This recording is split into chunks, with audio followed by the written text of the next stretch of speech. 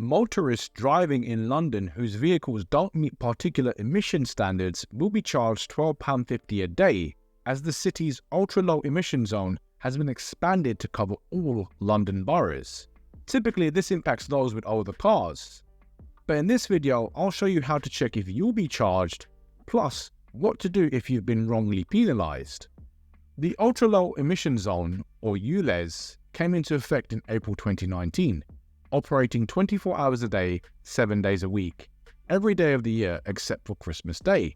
It originally covered the same area in central London as the congestion charge zone, roughly the entire Tube Zone 1 area, but was extended on the 25th of October 2021 to cover areas in between the North Circular and South Circular Road.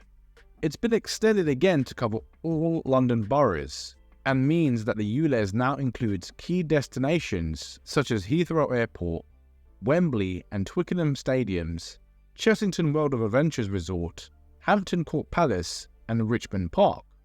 9 out of 10 cars seen driving in outer London already meet the ULEZ emission standards, according to TfL.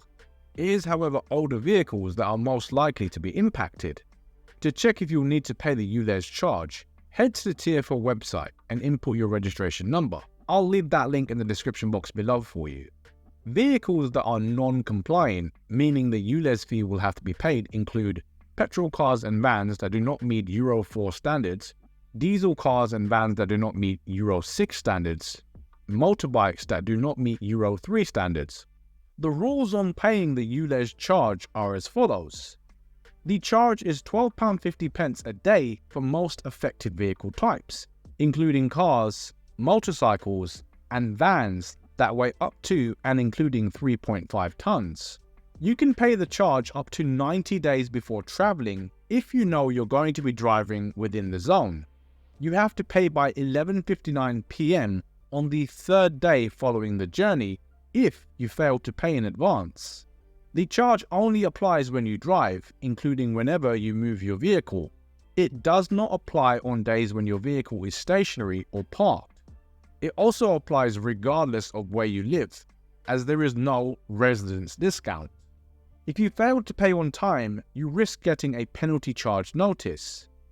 You'll be charged £90 if you pay the penalty within 14 days, or £180 if you pay after.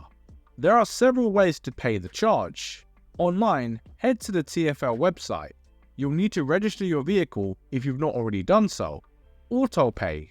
You can set up an online account and get billed automatically every month for any ULEZ charges you incur. The TfL app. You can use this app to set up autopay, view your outstanding balance, make payments, or pay a penalty. Or you can also make a payment over the phone. Again, I'll leave all the pertinent links and telephone numbers in the description box below for you. You need to register your vehicle if you set up an automatic payment account. If you want to pay each individual charge on your card each time, you don't have to. Just input the registration plate details. If you've been wrongly charged, you can apply for a ULEZ refund, making sure that you have confirmed that your vehicle is compliant. You can then apply for a refund via the TfL website. To challenge a penalty charge notice issued to you because you didn't pay the ULEZ fee, you'll need to make what's called a representation, which you can either do online on TfL's website or in writing. You'll need to state why you are challenging the charge, your penalty charge reference number, which you can find on your PCN letter, and include any supporting evidence, such as a certificate of conformity from your vehicle manufacturer. Any challenge to your fine must be made within 28 days from the next working day after it was posted to you. You can't challenge a PCN if you fail to do so within this time frame. You could ask for compensation if you've lost out by selling your vehicle when you didn't need to. TfL has stated that it will consider complaints from people who sold their vehicles after being incorrectly told by TfL's online checker that they weren't compliant. This will be done on a case-by-case basis. Financial compensation isn't guaranteed, but it may be worth submitting a formal complaint just in case. To do this, you'll first need to submit a formal complaint online to TfL. If you're unhappy with the response to this complaint, you can escalate it by writing to the customer correspondence manager. If you are still unhappy with the response, you can escalate your complaint further by writing your letter to the general manager, who will conduct a final review.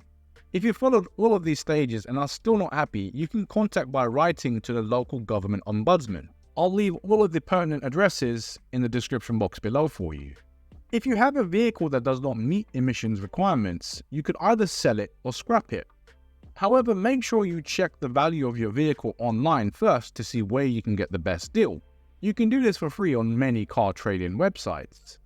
If you choose to sell it, now could be a good time to do so due to high levels of demand for used cars. That's because there's a healthy market for older cars at present, even in non-ULEZ compliant zones. But you are better off trying to sell it online to someone outside of London rather than to a local London trader. Alternatively, you can scrap your car through TfL's scrappage scheme. You'll get up to £2,000 for a car and up to £1,000 for a motorcycle. This scheme had initially only been available to those receiving child benefit or on certain low-income or disability benefits. But in August 2023, these requirements were removed and anyone living in one of the 32 London boroughs or the City of London with an eligible vehicle can apply to scrap their car or motorcycle. The scheme will remain in place until all available funding, which is up to £160 million, has been paid out. I hope you found this video helpful. If you did, please do give it a like and consider subscribing. Why not share it with someone else you think may benefit from it? And if you have any questions or comments, leave them for me below and I'll get back to you as soon as possible. I've been Tesh from The Form Filler. Thanks for watching and I'll see you in the next one.